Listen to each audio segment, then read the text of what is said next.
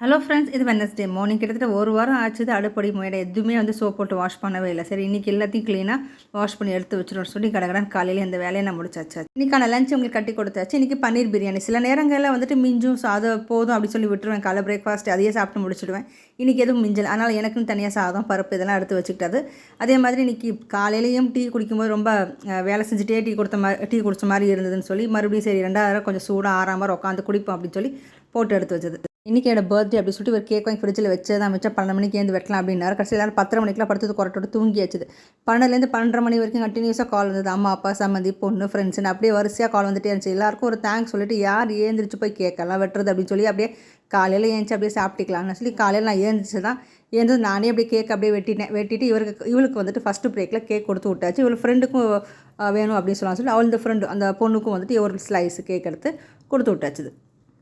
ஒரு 3:30 மணிக்கு போல் ஸ்நாக்ஸ் எல்லாமும் செஞ்சு எடுத்து வச்சுருந்தேன். என்னால் வருவாங்க, ஆஃபீஸ்லாம் முடிஞ்சு வரும்போது எதாவது கேட்பாங்கன்னு சொல்லி வடை, அதுக்கப்புறம் பாயாசம், இந்த கார மோமோஸ், கார கொழுக்கட்டை, அதாவது தேங்காய் பூரணமாக பண்ணாமல் தேங்காய் தொகையலாக பண்ணி நம்ம காரமாக தேங்காய் தொகையல் பண்ணி அந்த கொழுக்கட்டையில் ஸ்டஃப் பண்ணி ஆஸ் யூஷுவல் நம்ம ஸ்டீம் பண்ணி எடுத்துட்டோம் அப்படின்னா கார கொழுக்கட்டை ரெடி. அந்த மாதிரி கொஞ்சம் டிஃப்ரெண்ட்டாக பண்ணி எடுத்து வைப்போமே அப்படின்னு சொல்லி வச்சுருந்தது. வேறு எதுவும் இல்லை.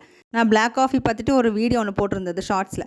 ஸோ அதுக்கு சுகர் சேர்க்கல அப்படின்னு கேட்டிருந்தாங்க. சேர்த்துக்கலாம், அது அவங்கவுங்களோட விருப்பம். ஆனால் பிளாக் காஃபி அப்படிங்கிறது நிறையா யார் குடிப்பாங்கன்னா டயபெட்டிக் அப்படின்னு சொல்கிறவங்க, அதே மாதிரி டயட் கான்ஷியஸ் இருக்கிறவங்க சேர்த்துக்குவாங்க.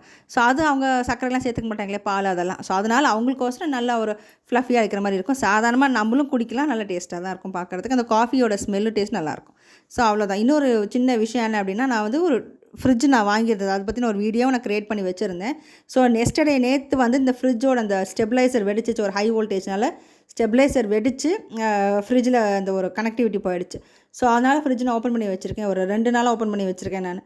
ஸோ இதில் என்ன அப்படின்னா, ஸ்டெபிளைசர் கொஞ்சம் ஸ்டாண்டர்டாக கொஞ்சம் நல்ல ஒரு ஹை வோல்டேஜ் இருக்கிற மாதிரி ஸ்டெபிளைசர் தான் போடணும். இந்த மாதிரியான ஃப்ரிட்ஜுக்கு சின்ன ஸ்டெபிளைசர் அந்த மாதிரி போடக்கூடாது அப்படின்னு எனக்கு இப்போ தான் தெரிஞ்சுக்கிட்டது. இப்போ வாங்குறதுக்கு நான் ஆரம்பிச்சிருக்கு. ஸோ அதனால் நீங்கள் இந்த மாதிரி ஃப்ரிட்ஜ் வச்சுருந்தீங்கன்னா கொஞ்சம் ஸ்டெபிளைசர் பிராண்டடாக இருந்தாலும் சரி, கொஞ்சம் நல்ல ஹை வோல்டேஜ் தாங்கக்கூடிய ஸ்டெபிளைசராக பார்த்து செக் பண்ணி போடுங்க. கிட்டத்தட்ட ஃப்ரிட்ஜ் இல்லாமல் 2 நாள் ஓடிடுச்சு. ஒன்றும் பெரிய கஷ்டமாக தெரியல. காய்கறி அப்பப்போ போய் ஃப்ரெஷ்ஷாக நான் வாங்கிட்டு வந்துட்டுருக்குது.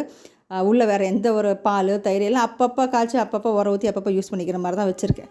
ஸோ பெரிய கஷ்டமாக ஒன்றும் தெரியல ஃப்ரிட்ஜ் இல்லாதது. இருந்தாலும் காய்கறி நிறைய அடுக்கி வைக்கணும் அப்படிங்கும்போது இவ்வளோ பெரிய ஃப்ரிட்ஜ் தேவைப்படுது தான்.